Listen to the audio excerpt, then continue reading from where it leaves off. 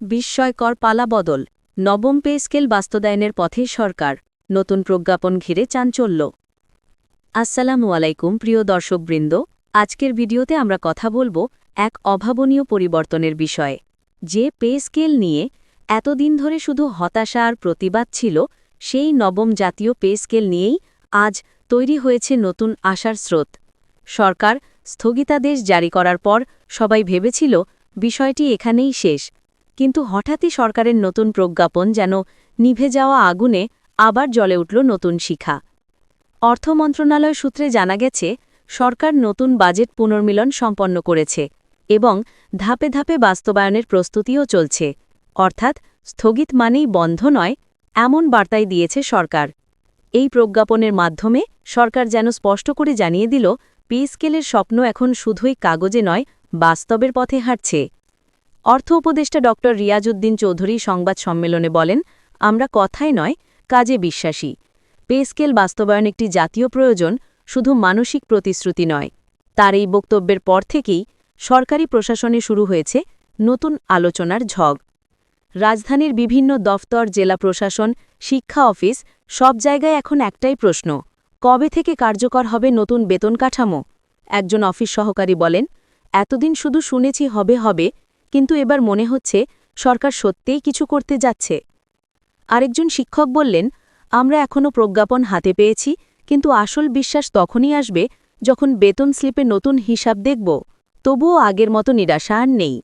যেখানে আগে রাজপথে ছিল বিক্ষোভ, এখন সেখানে ফিরছে প্রত্যাশা ও আশার আলো। অর্থনীতিবিদরা বলছেন, এই প্রজ্ঞাপন সরকারের একটি কৌশলগত ও মনস্তাত্ত্বিক পদক্ষেপ। একদিকে এটি কর্মচারীদের আস্থা ফিরিয়ে আনবে, অন্যদিকে ধীরে ধীরে অর্থনীতিতেও ইতিবাচক প্রভাব ফেলবে। তারা মনে করেন, নতুন পে স্কেল বাস্তবায়িত হলে সরকারি কর্মচারীদের ক্রয় ক্ষমতা বাড়বে, ফলে বাজারে টাকার প্রবাহ বৃদ্ধি পাবে, যা সামগ্রিক অর্থনীতিকে গতিশীল করবে। তবে বিশেষজ্ঞরা সতর্ক করেছেন, যদি রাজস্ব আয় প্রত্যাশা অনুযায়ী না বাড়ে, তাহলে বাস্তবায়ন ধীর গতি হতে পারে। সরকার ইতিমধ্যে বিভিন্ন মন্ত্রণালয় থেকে তথ্য সংগ্রহ শুরু করেছে।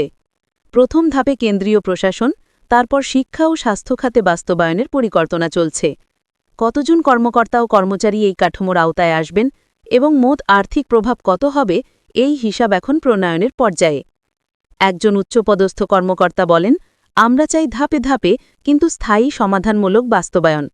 সরকার কোনো তাড়াহুড়ো করছে না, তবে কাজ থেমেও নেই।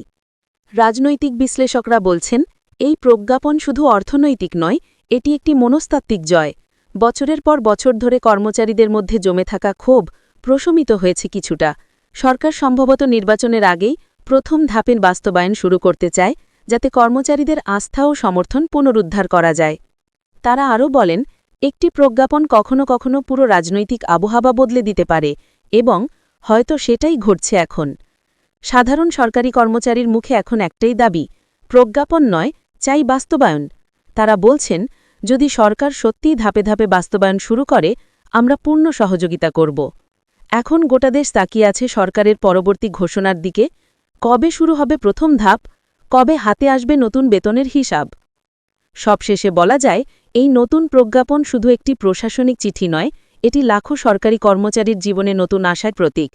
এখন দেখার বিষয়, সরকার সেই আশাকে বাস্তবে রূপ দেয় কিনা। বন্ধুরা, আপনারা কি মনে করেন, এবার সত্যিই বাস্তবায়ন হবে নবম জাতীয় পে স্কেল, নাকি আবারও সময় ক্ষেপণ? কমেন্টে জানিয়ে দিন আপনার মতামত। আর ভিডিওটি লাইক, শেয়ার ও সাবস্ক্রাইব করতে ভুলবেন না।